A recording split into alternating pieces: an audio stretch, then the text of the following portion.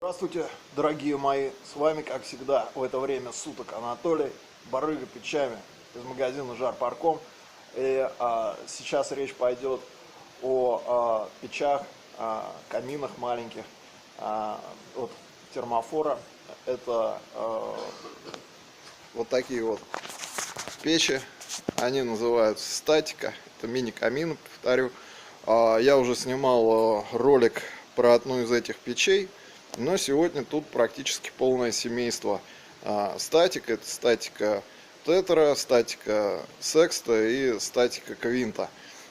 Эти печи рассчитаны на объем, на кубатуру отапливаемого помещения в 150 кубов и имеют очень много особенностей от обычных мини-каминов в том же ценовом сегменте. Ну и, собственно, сейчас я вам покажу отличия. Очень подробно эти печи я разобрал в предыдущем ролике. Посмотрите на канале. Это есть. Ну, собственно, поехали смотреть, в чем тут, где отличия. Значит, эти три печи или камины, они имеют отличие следующее. Вот это вот камин, он самый простой, имеет одно стекло, вот, и стройка его идет просто вот к стене. То есть когда вы его поставили, вы видите огонь вот здесь вот. Дальше идет точно такой же по кубатуре отапливаемого помещения камин, у которого есть боковые стекла с этой стороны и с этой стороны. Выход у него точно такой же, как у первого камина, то есть тоже просто к стене приставляется. Вот у этого камина выход тоже просто к стене. Ну, разница, я считаю, большая. Грубо говоря, вот я присел около, напротив камина. Тут я вижу только одну дверь, а тут я вижу, ну, больший объем стекла. То есть, если я подойду сбоку, то здесь я буду видеть тоже огонь, а здесь я огонь видеть не буду. По цене там отличие небольшое, процентов, наверное, 5-7 между этими двумя печами. И еще одна вот такая печь. Ее отличие вот от этой печи заключается в том, что она угловая. То есть выход дымохода вот здесь. Вот он. То есть это для встройки в угол. Ну, естественно, если здесь стоит стена, да, то в угол стены не делают проход дымохода, а делают его в одну из стен. Просто здесь будет стоять 45 или 90 градусный отвод. И дальше по нормам пожарной безопасности она должна отходить от стены, там, по-моему, 38 или 40 сантиметров. Вот. То есть, если хотите встроить в угол, это вот этот вот камин. Если хотите просто у стены, это вот эти два на выбор. Дальше мне хотелось рассказать вот именно об особенностях технических вот этих каминов. Выглядят они достаточно просто, вроде как бы как обычный камин, коробка, стекло, там зольный ящик. Но на самом деле все очень сложно. Сейчас сначала покажу на макете, а потом покажу все, как здесь устроено. Значит, вот представьте себе, что вот эта вот часть, вот эта вот штука, это есть то, что вы как бы вроде видите. На самом деле это топка. То есть вот эта вот штука, это вот эта вот топка. Вот эта вот топка, она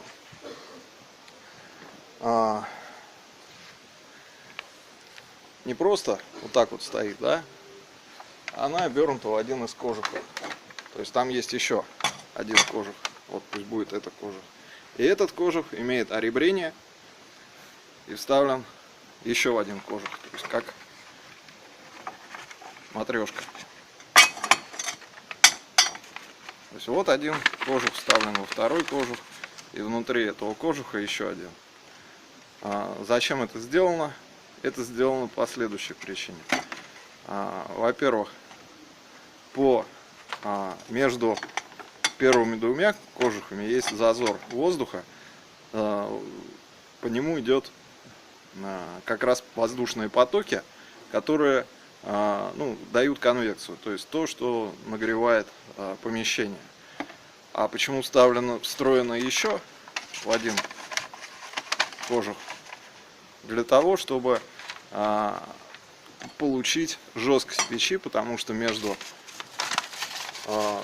топкой и кожухом стоят ребра жесткости. И есть еще одна причина, это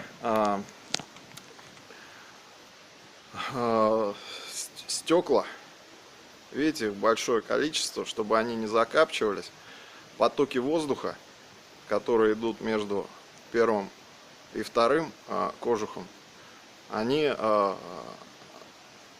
очищают стекла, не дают им закапчиваться. Печь очень интересна еще тем, что, еще раз поставлю.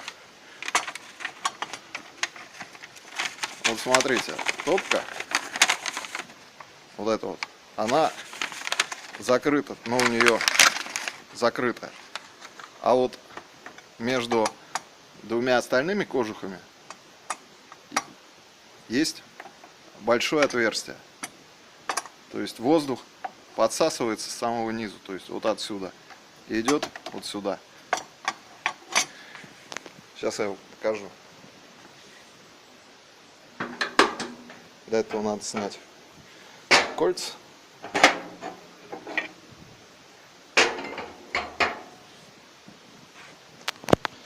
То есть видите, если смотреть сверху, тут все закрыто. То есть вынем зольный ящик.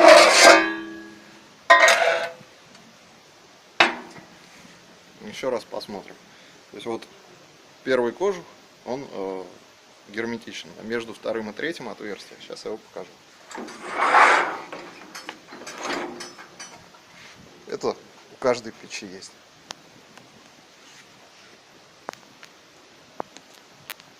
Вот оно, большое отверстие. В него засасывается воздух и проходит по кожуху. Также обратите внимание, если бы это была бы просто там несколько стенок, то не было бы такой толщины. Тут видите, вот она толщина какая. То есть здесь кожухи, и по ним циркулирует воздух. Один из воздушных потоков идет на боковые стекла. Вот они, стекла. Видите, здесь они все проложены шнуром, а здесь шнура нету. Поэтому поток воздуха, который идет через кожух, он идет вот сюда и очищает стекла. Также этот поток воздуха идет и на это стекло. Вот щели, то есть вот он, толстый кожух, и по нему циркулирует воздух, заходит вот в эти щели, ударяется о стекло, и стекло становится чистым.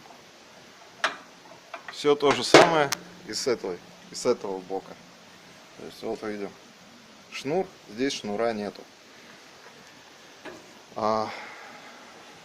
Если брать вот эту вот угловую печку, ее отличие от всех остальных в том, что у остальных печей выход горячего воздуха с двух сторон. Вот, с одной стороны И вот с другой стороны. То есть там мы видим кожух, и вот они, ребра жесткости. Вот они, видно, что приварено. Здесь же боковых конвекторов нету, и боковой вместо него вот один большой конвектор. Также можно увидеть вот первая стена, вот вторая стена, ну и вот третья. То есть вот они матрешки. Ну и опять же видны очень хорошо ребра жесткости. Печка сделана из углеродистой стали. Любую углеродку ведет. И для того, чтобы снизить проблему, когда ведет стенки, здесь как раз вот решена эта проблема кожухами.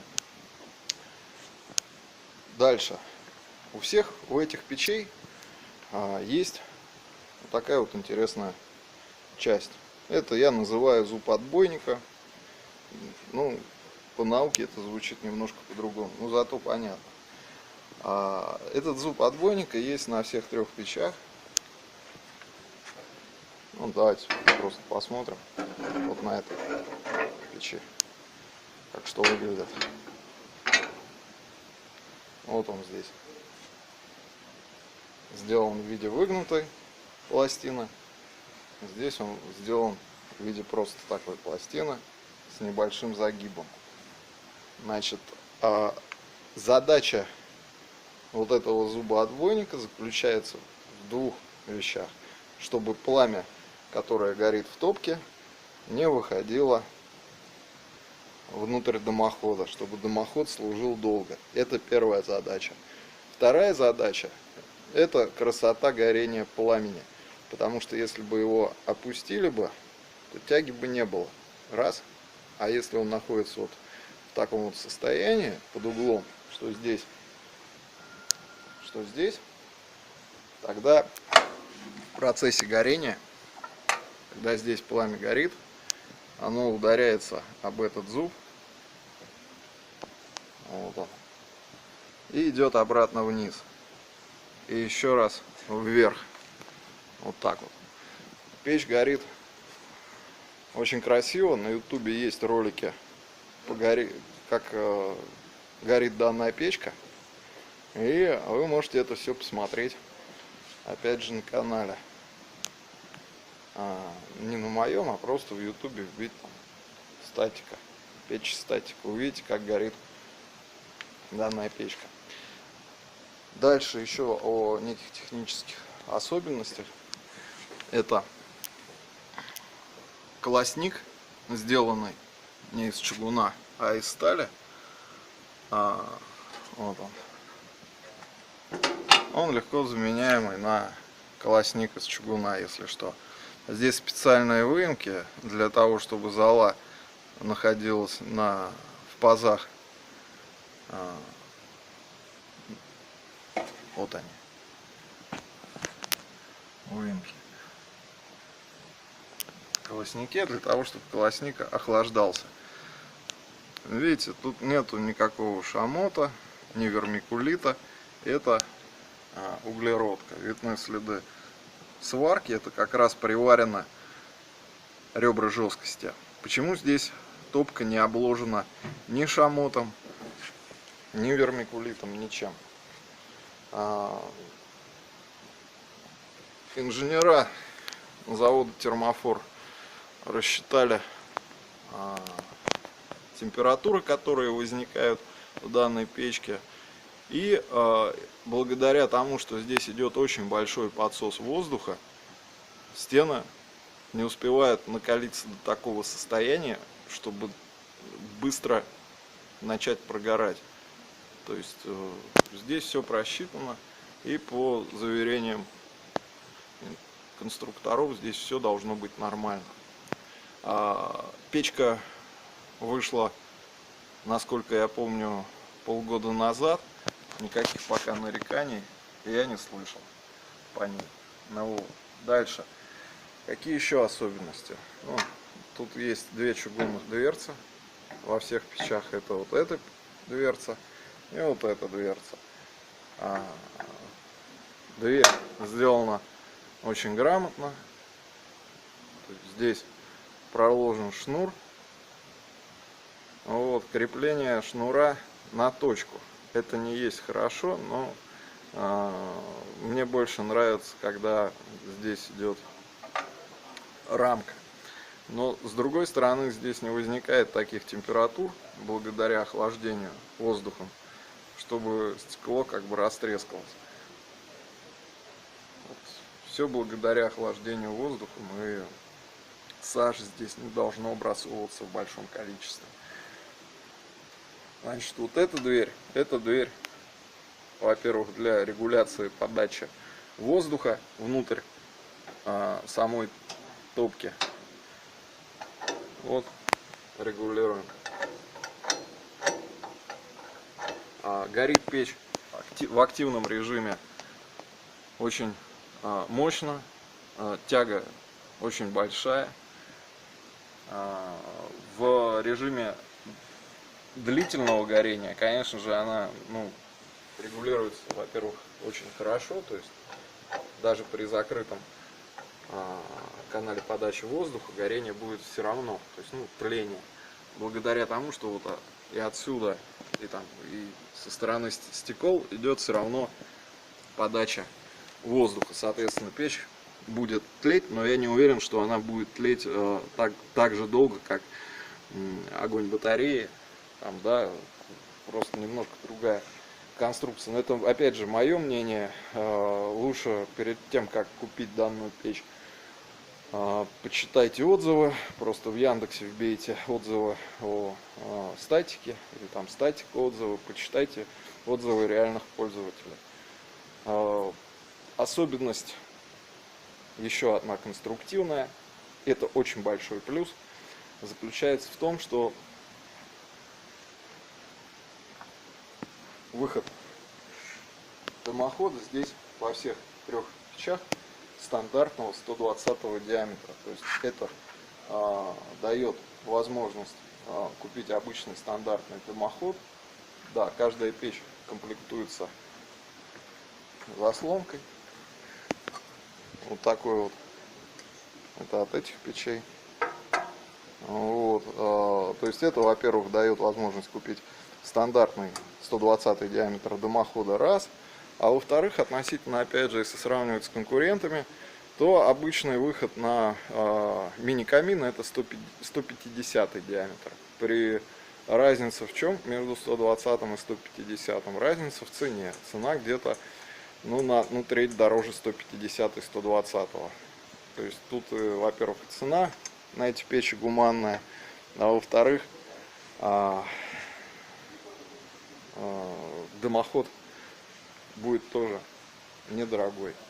Теперь вопрос у многих людей, которые выбирают печь, скажем, по той же огонь батареи, это дым, боятся, что будет проходить дым через кольца. Давайте посмотрим, как это все сделано, чтобы развеять ваши страхи. Во-первых, вы видите здесь пазы для того, чтобы положить кольца. Теперь возьмем кольцо самого большого диаметра. В принципе, выход даже прям можно на казан сюда ставить и варенье в тазике варить. В общем, печка дачная, хорошая. Видите, у него здесь тоже сделаны фаски. Одна фаска накладывается на другую фаску. Вот, положили. Все. Она вот никуда не девается. И как видим, щелей нету.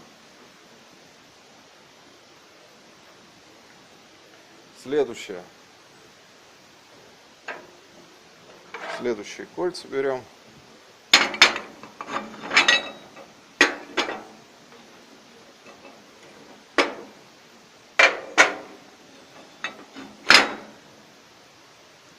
Также фаска, тут фаска. Все сделано заводским образом, то есть нигде никаких сколов или отличий нету. положили. Опять же, ничего не двигается, все нормально. Дальше. Следующая фаска. Ну, следующее кольцо. Положили. Вот уже сюда чайник можно поставить спокойно. Ну, крышечка. Все, теперь вот беру руку и со всей дури начинаю это все нажимать, сдвигать. Ничего не сдвигается, ничего не двигается. То есть все очень плотно сидит. Если вы уж совсем-совсем бояка, то вы можете взять силиконовый герметик высокотемпературный, промазать здесь каждую фаску и сделать панель неразборную. А если вы прям бояка, но с большим количеством денег, то вы можете в термофоре заказать вот такое вот кольцо от печки Селенги. Надеюсь, они продадут. Это жиростойкое стекло. Вот, и прямо положить его вместо этой штуки. Но это только в термофоре можно такое заказать.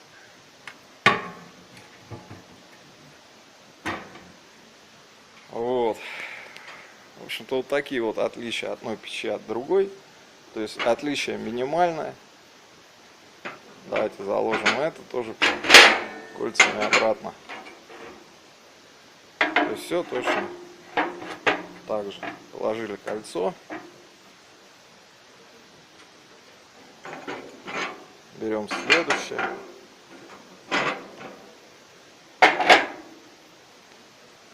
И последние два. Ну, начинаем проверять. Вдруг это какая-то специальная печка. Я все специально тут кольца проверял. Двигается? Не двигается. Вон, печь трясется, а кольца нет.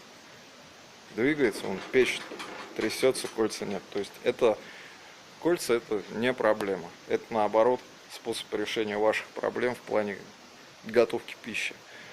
Ну, вот. Также вот считаю я, что есть тут еще один плюс.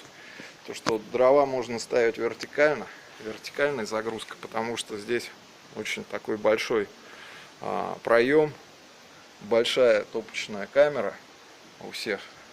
Это самая большая, это чуть поменьше, а это еще меньше, ну, из-за скосов.